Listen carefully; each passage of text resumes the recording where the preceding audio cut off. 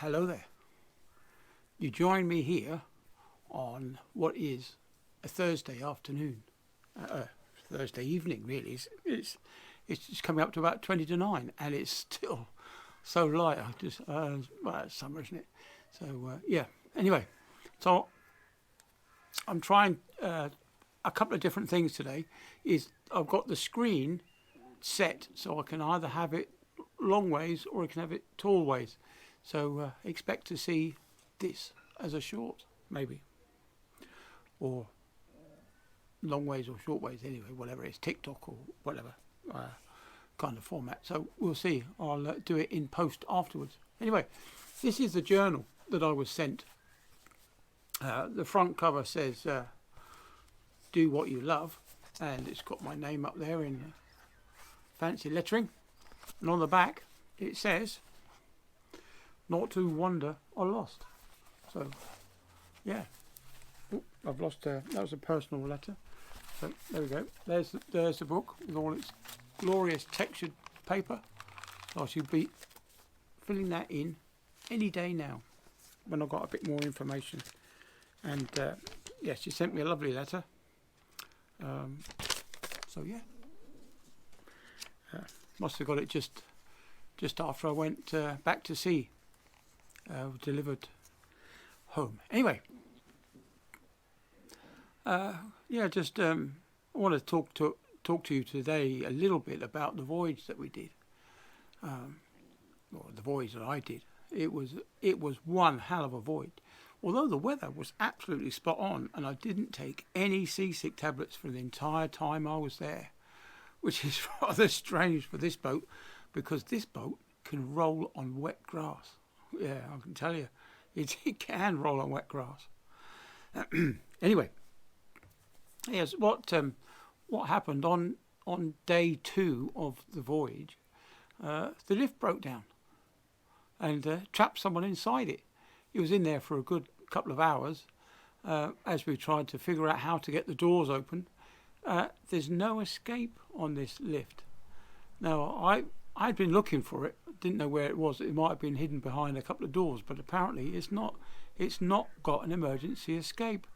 Though we do have a hatch where you can climb out on top of the lift, but you've got to get a door open on the outside. Absolutely staggered that the safety features of this isn't spot on. So this probably marks the end of that lift. I don't imagine that we'll see it back in service again, simply because the parts that the lift require to repair it are obsolete. They're no longer out there, so you can't get them. Yeah. Anyway, what else was I going to say? One of the cylinder heads on one of the engines, we had a centre engine. One of the cylinders on that engine failed. It had only been overhauled in January, and we worked pretty hard to get everything done. We had contractors on board, so we were assisting the contractors. So they did the donkey work, whereas we were just there to help move things into the engine room and out of the engine room. But the shoreside contractors were the ones doing the work, and they're the ones that messed up. They fitted an O-ring that was slightly too big for the place it was going to go in, so it split in half right down the middle. So one half went outside where it was supposed to be, and the other bit went inside where it was supposed to be, and it wasn't sealing properly. It was just leaking like crazy. So we probably got rid of a ton of water through leaks, which is it's a lot of water in a couple of days. Anyway, changing the cylinder head was a workup. There was only 2 of us available to do this, me and the motorman, and we worked damn hard to get that cylinder head off and changed, and it's quite a bit really. Anyway, that's something else that went wrong. And the other thing that went wrong was the air compressor. This air compressor had been overhauled 3,000 hours previously by a shore contractor.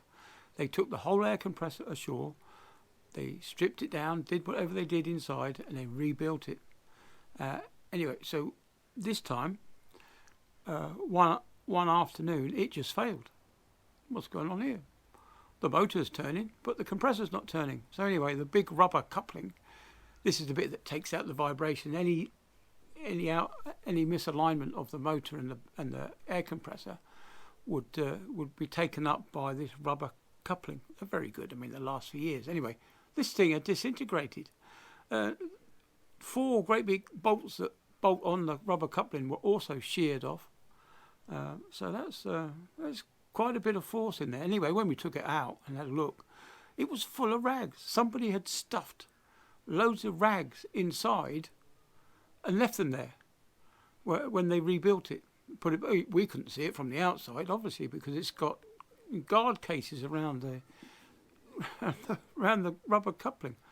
So anyway, so that was probably the reason that failed, was an increase in friction caused by the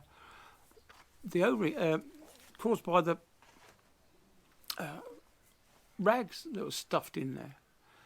And later on in the voyage, I had an alarm at about 4:30 in the morning, and went down, because I was duty that night. At 10 o'clock, when I did my evening rounds, I checked the oil level in the air compressor. So I put in about 1 litre of oil into the compressor sump, which is normal. I do it kind of every other week. I put in 1 litre, and anyway, come 4:30 in the morning, I got an alarm saying there's low level of oil in that sump. When I dipped it, plenty of oil in there, so it want that. Anyway, so we decided that we were going to pull out the oil level probe and see what we could do with that to see if it was a faulty probe. So to do that, we had to take the oil out, and when I pulled the plug out of the sump, the oil that poured out of the machine was silver. It was like silver paint. I'm no kidding. It was bright silver. And when I pulled the plug out, the magnetic plug was covered in magnetic particles, that's what it's designed to do. It's designed to capture the magnetic particles. Anyway, so we opened up the sump to have a look, and the sump was full of metal particles. And when we took apart the oil level indicator, the probe, that was full of magnetic particles, and that's what caused it to weigh down the float. There was a float in there. The float was covered in these magnetic particles, which is heavier than oil, so it sunk. Basically, this thing sunk, and one was unable to sustain an oil level, which was probably a good thing because it was absolutely destroyed inside. We took it up. We took everything apart, and we pulled the pistons out, and inside the bearings had gone. The main bottom end bearings had failed big time. Luckily, it hadn't done much damage to the compressor itself, so hopefully we should be able to rebuild it.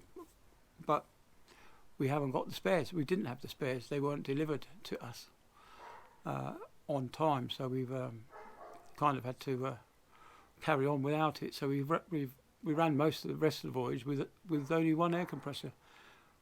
Bit naughty, but got to do it. We've got to sail on. Anyway, and the last thing that happened was on Sunday before I came home. We were suddenly surprised with an 8,000 hour purifier overhaul. A fuel oil purifier, a centrifugal thing that spins the fuel at a phenomenal rate, just to separate the water and the dirt from the fuel. So dirty oil goes in, clean oil goes out. Anyway, so that was all day Sunday.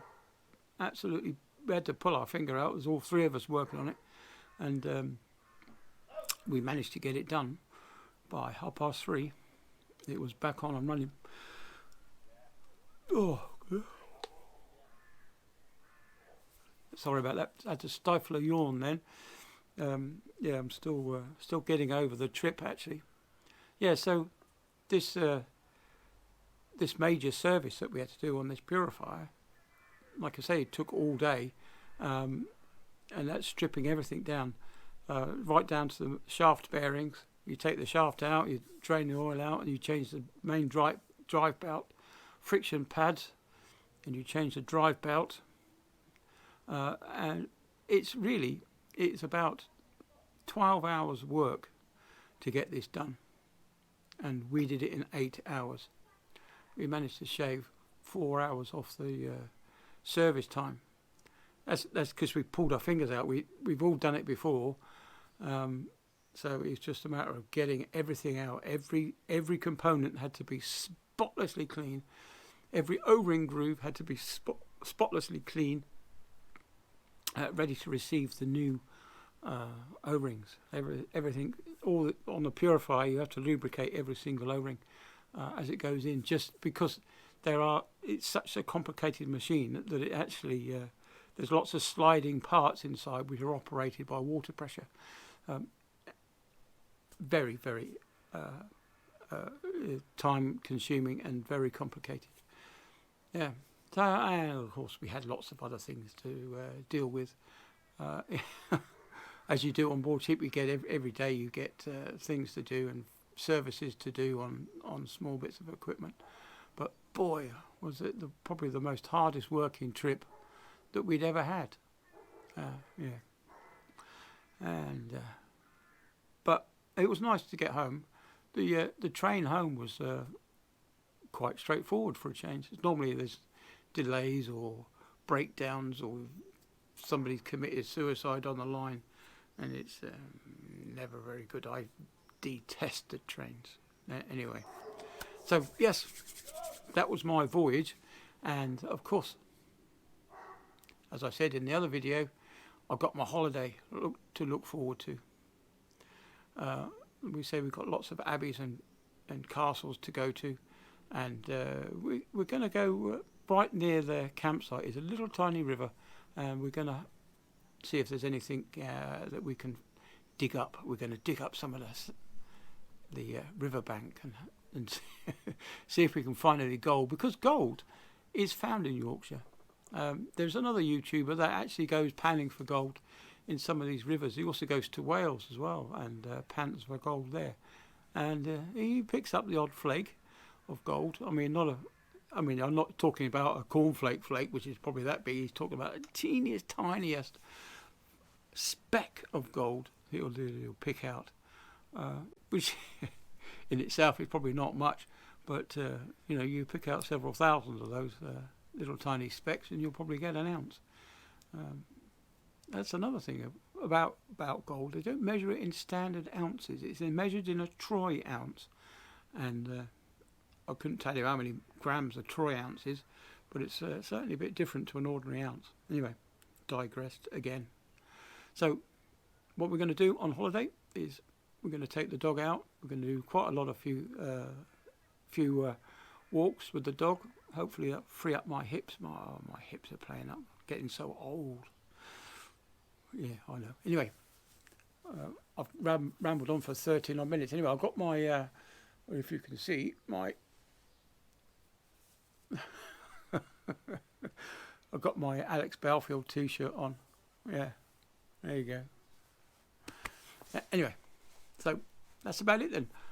So I'll quickly edit this one, and I'm going to put it out for a members only video, because my lovely viewer, I have one lovely viewer, which you're going to see this in a minute, so you're going to see this first, and well, I hope it brightens up your evening a bit. Anyway, well, maybe not if you're if you're not interested in ships, I suppose.